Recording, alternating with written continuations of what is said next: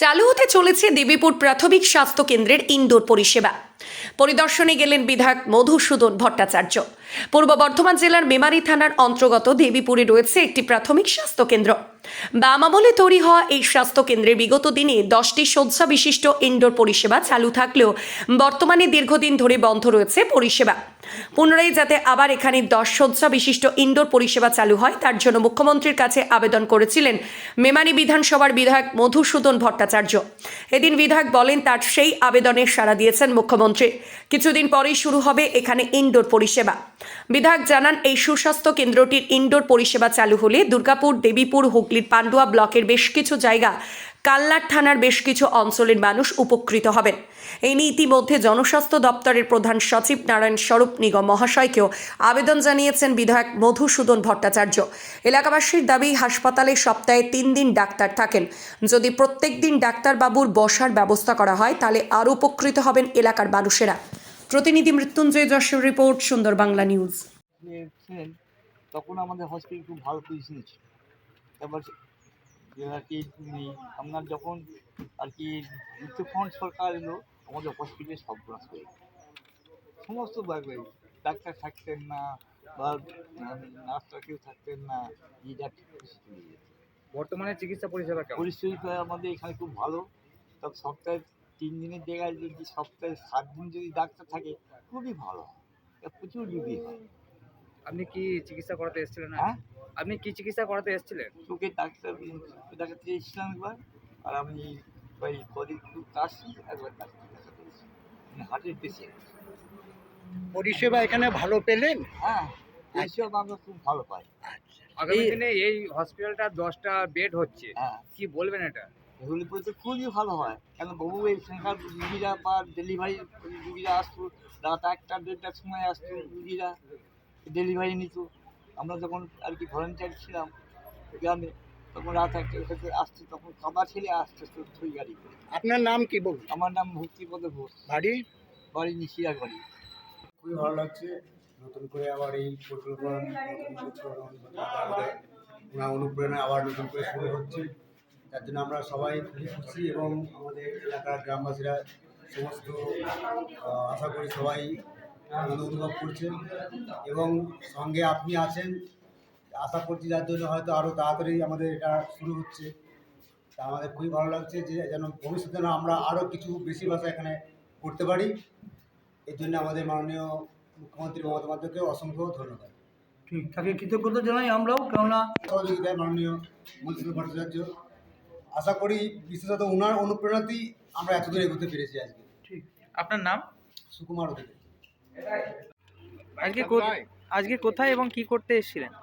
আজকে যে পূর্বতন যে নিশিরাগড় হসপিটাল ছিল প্রাথমিক স্বাস্থ্যকেন্দ্র, এখন সেটা দেবীপুর স্বাস্থ্যকেন্দ্র নাম হয়েছে। এখানে যে পরিষেবা, সেই পরিষেবা এখানকার অধিবাসীরা ভালোই পাচ্ছেন, তারা প্রশংসা করেন ডাক্তারবাবু বা স্টাফের। কিন্তু অসুবিধা হচ্ছে এখানে ইনডোর পরিষেবা নেই বলে সপ্তাহে 3 দিন, এবং ডাক্তারের তো অনেক জায়গায় একটু অসুবিধা রয়েছে। সেই জন্য এখানে 3 জন আসেন, এই 3 দিন আসেন ডাক্তারবাবু, এবং তার মধ্যে আবার চক্ষু পরিষেবাটা এখানে চালু হয়েছে বেশ কিছুদিন হলো, খুব ভালো চিকিৎসা হচ্ছে। আর এর যে ইতিহাস সেটা হচ্ছে যে 1950 সালে এটা প্রথম প্রতিষ্ঠা হয় এবং তারপরই এটা 10 বেডের চালু হয়। তারপর এই বামফ্রন্ট জমানায়, সেটা সালটা ঠিক বলতে পারবো না, এই যে বামফ্রন্ট জমানায় এটা বন্ধ হয়ে যায়।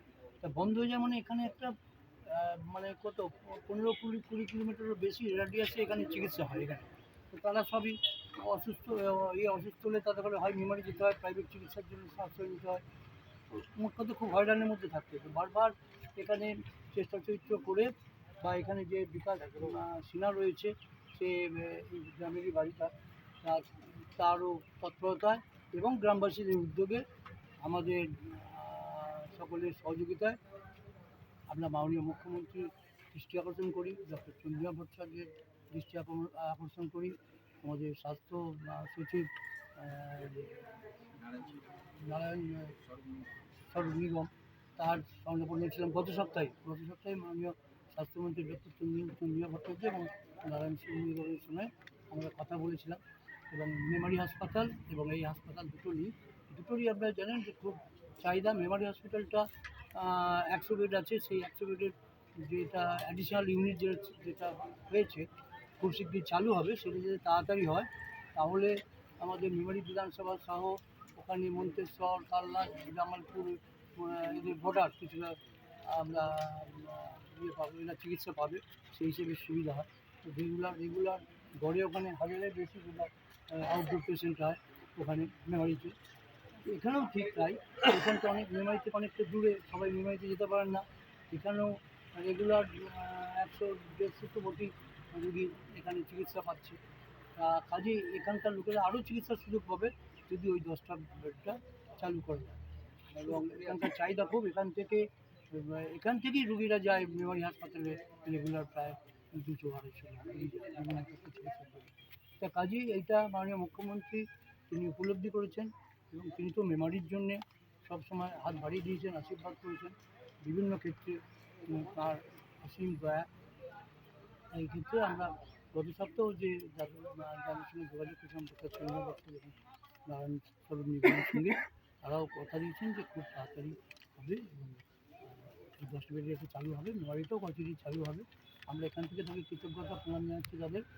তার সঙ্গে